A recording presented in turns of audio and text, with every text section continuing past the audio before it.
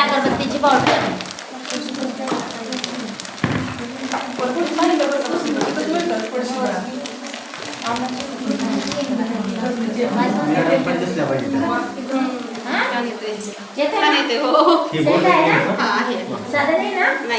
Regular नाही ना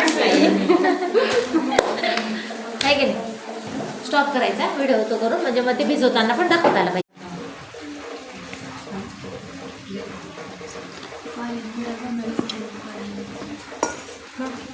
पाणी थोडं थोडं टाकून आणि मग भिजवायचं. कधी